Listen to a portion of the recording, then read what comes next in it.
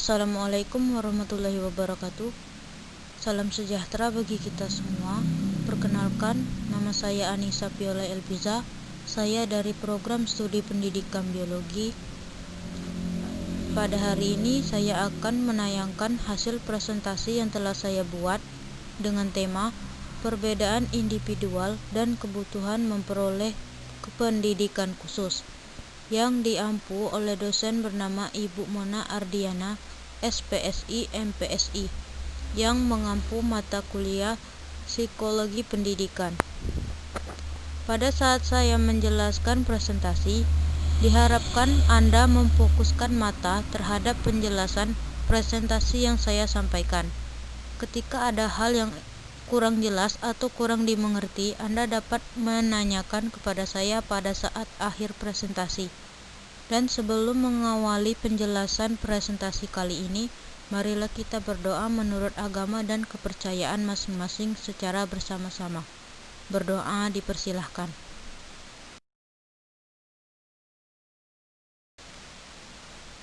Pada slide yang kedua, adapun pengertian perbedaan individual. Perbedaan individual yaitu perbedaan kemampuan kognitif, kepribadian, keterampilan fisik, dan lain sebagainya. Pada umumnya, melalui praktik dan aktivitas pendidikan, kita dapat mengakomodasi perbedaan individual para siswa. Dalam proses mengkaji topik-topik ini, kita akan membahas pertanyaan-pertanyaan berikut. Pertanyaan pertama, mengapa sebagian besar siswa berkebutuhan khusus menjalani pendidikan di kelas umum dibandingkan di kelas atau sekolah khusus?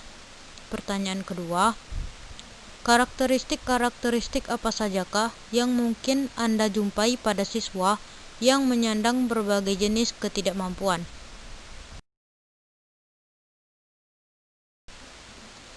Slide selanjutnya menempatkan perbedaan individual pada perspektif yang sebenarnya. Poin pertama, perbedaan individual biasanya merupakan hasil interaksi antara pengaruh keturunan dan pengaruh lingkungan secara bersamaan, yang akhirnya menghasilkan manusia yang unik. Poin kedua, keturunan memberikan cetak biru yang mengarahkan perkembangan fisik dan neurologis, menentukan kadar berbagai hormon, dan sebagainya.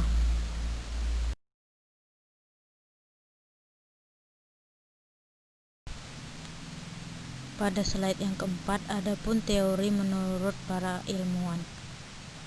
Teori pertama yaitu menurut Sternberg. Robert Sternberg membuat 3 distingsi, makanya disebut dengan triarchik.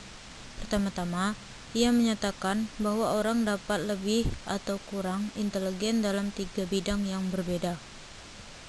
Bidang yang pertama yaitu inteligensi analisis atau analytical intelligence, melibatkan kemampuan memahami, menganalisis, membedakan, dan mengevaluasi jenis-jenis informasi dan persoalan-persoalan yang biasanya ditemukan dalam lingkungan akademik dan tes-tes inteligensi. Bidang yang kedua, inteligensi kreatif, creative intelligence, melibatkan imajinasi penemuan dan sintesa gagasan-gagasan dalam konteks situasi-situasi baru. Bidang yang ketiga, inteligensi praktis atau practical intelligence, melibatkan kemampuan menerapkan pengetahuan dan keterampilan secara efektif untuk mengelola dan merespon berbagai persoalan hidup dan situasi sosial sehari-hari.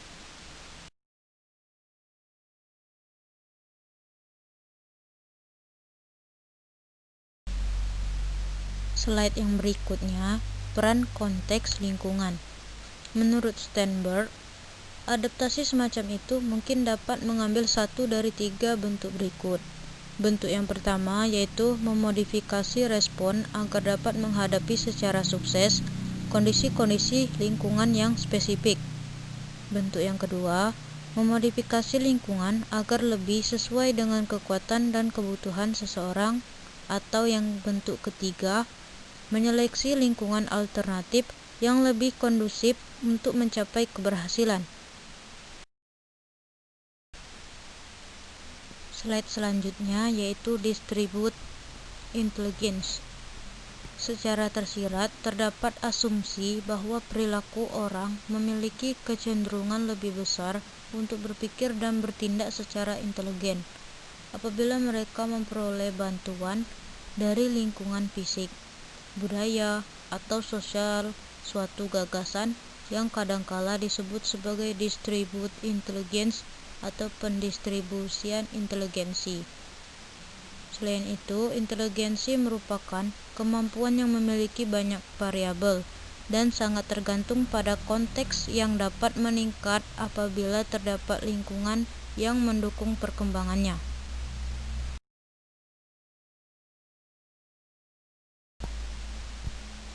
Slide berikutnya yaitu gaya kognitif dan disposisi. Disposisi memiliki suatu komponen motivasional, suatu kualitas saya ingin mengerjakannya dengan cara ini. Sebagai contoh, setidaknya terdapat dimensi gaya kognitif yang agaknya memiliki dampak, yaitu pemrosesan analitik versus pemrosesan holistik.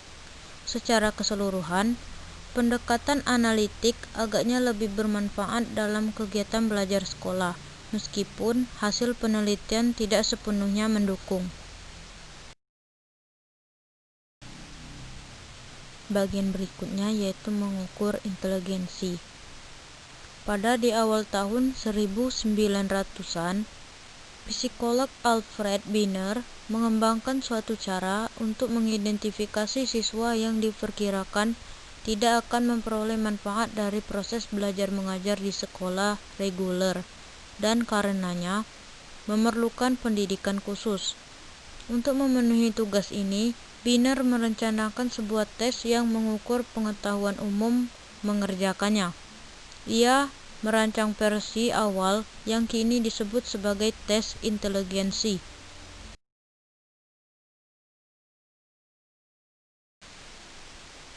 Yang berikutnya, inteligensi. Para ahli mendefinisikan dan merumuskan istilah inteligensi memiliki sejumlah kualitas tertentu sebagai berikut. Yang pertama, bersifat adaptif, artinya dapat digunakan secara fleksibel untuk merespon berbagai situasi dan masalah yang dihadapi. Kedua, berkaitan dengan kemampuan belajar. Artinya, orang yang inteligen di bidang tertentu dapat mempelajari informasi-informasi dan perilaku-perilaku baru dalam bidang tersebut secara lebih cepat dan lebih mudah dibandingkan orang yang kurang inteligen. Yang ketiga, istilah inteligensi juga merujuk pada penggunaan pengetahuan yang sebelumnya telah dimiliki untuk menganalisis dan memahami situasi-situasi baru secara efektif. Keempat, istilah inteligensi melibatkan interaksi dan koordinasi yang kompleks dari berbagai proses mental. Yang kelima, istilah inteligensi terkait dengan budaya tertentu atau kultur spesifik. Perilaku yang dianggap inteligen dalam suatu budaya tertentu tidak terlalu dianggap perilaku yang inteligen dalam budaya lain.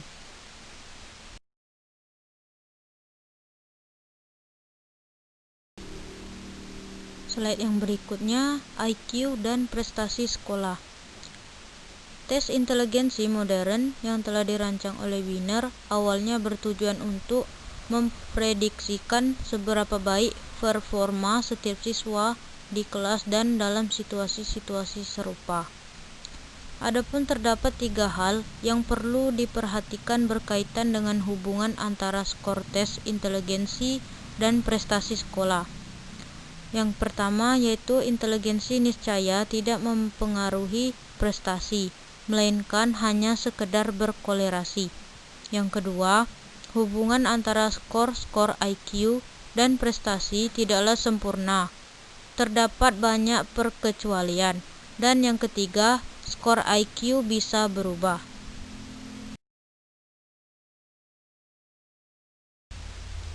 Slide yang berikutnya berhubungan dengan slide yang sebelumnya, yaitu cerdas menyikapi skor inteligensi dan IQ. Sebagai guru, kita harus menguasai cara-cara terbaik memelihara perkembangan intelektual siswa, dan dalam tes inteligensi berikut ini terdapat beberapa rekomendasi. Rekomendasi yang pertama yaitu stabilitas relatif pada kebanyakan skor IQ siswa dari kesempatan pengambilan tes yang satu ke pengambilan tes berikutnya. Yang kedua, kecenderungan yang meningkat pada sejumlah siswa untuk menyembunyikan tingkat kemampuannya yang tinggi agar dapat mempertahankan populasinya di antara teman-teman sebaya.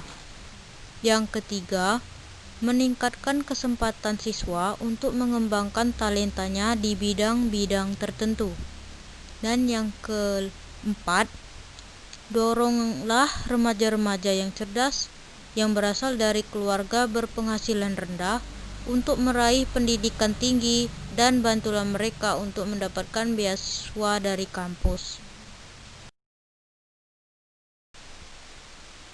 Slide selanjutnya, mendidik siswa berkebutuhan khusus di sekolah umum.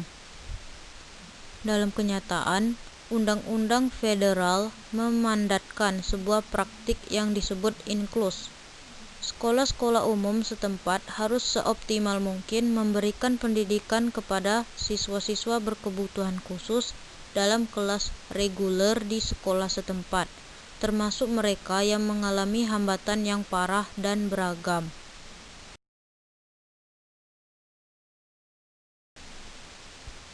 Halaman berikutnya atau slide berikutnya yaitu Public Law 94-142 Individuals with Disabilities Education Act atau disingkat dengan IDEA. IDEA telah diamandemen dan diberlakukan kembali beberapa kali dan sekarang memberikan hak memperoleh pendidikan sejak lahir hingga usia 21 tahun untuk orang-orang yang mengalami hambatan kognisi dan emosi atau fisik. IDEA menjamin beberapa hak bagi siswa yang mengalami hambatan sebagai berikut. Yang pertama, bebas memilih pendidikan yang sesuai.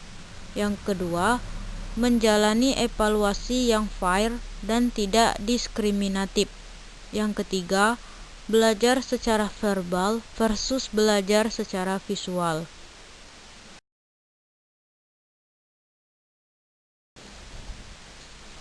Slide berikutnya, siswa yang mengalami hambatan kognitif atau akademik yang spesifik.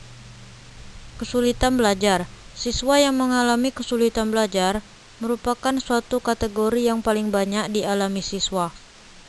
Kriteria-kriteria berikut ini biasanya digunakan untuk mengidentifikasi siswa semacam itu.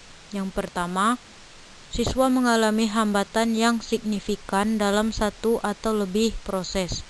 Yang kedua, hambatan kognitif tidak dapat diatribusikan ke hambatan-hambatan lain seperti keterbelakangan mental, gangguan emosi atau perilaku, gangguan visual atau kehilangan pendengaran. Yang ketiga, hambatan kognitif dapat mengganggu prestasi akademik. Oleh karenanya, sampai pada taraf tertentu, siswa tersebut perlu mendapat layanan pendidikan khusus.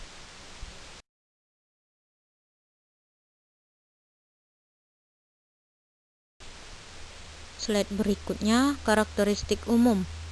Secara umum, di antara siswa-siswa yang mengalami kesulitan belajar juga terdapat lebih banyak perbedaan satu sama lain dibandingkan sesama kekuatan-kekuatan, tapi mungkin mengalami tantangan-tantangan sebagai berikut. Yang pertama, kesulitan dalam mempertahankan atensi ketika menghadapi distraksi. Yang kedua, keterampilan membaca yang buruk.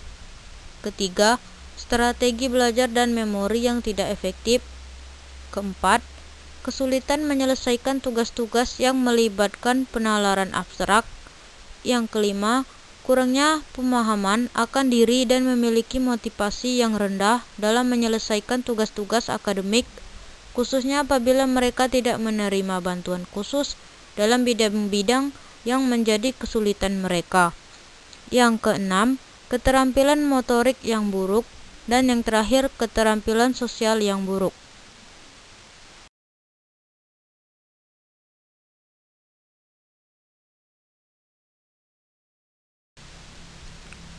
Slide yang berikutnya yaitu siswa yang mengalami masalah sosial atau perilaku. Banyak siswa yang pernah mengalami masalah sosial, emosi, atau perilaku yang tidak begitu parah di suatu masa dalam hidupnya, dan khususnya ketika sedang dilanda stres atau perubahan hidup yang besar dan tidak biasa. Adapun gangguan emosi dan perilaku.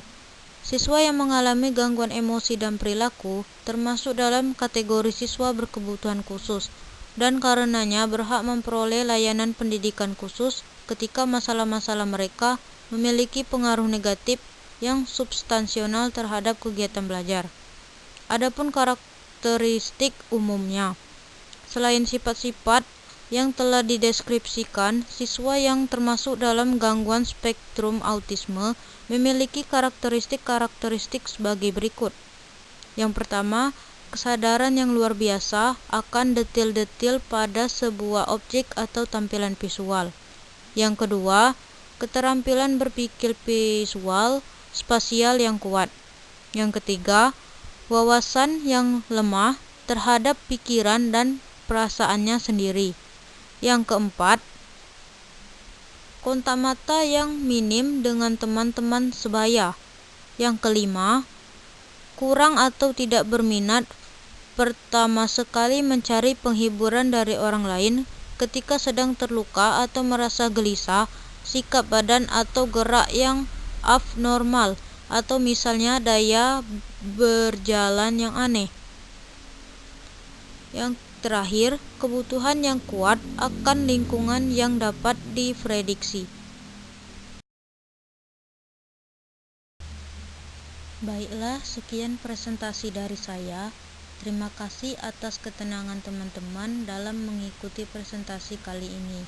Semoga bermanfaat dan presentasi ini dapat menambah wawasan teman-teman, dan apabila ada tutur kata saya yang kurang berkenan di hati teman-teman, mohon untuk dimaafkan. Selamat siang dan sampai jumpa. Wassalamualaikum warahmatullahi wabarakatuh.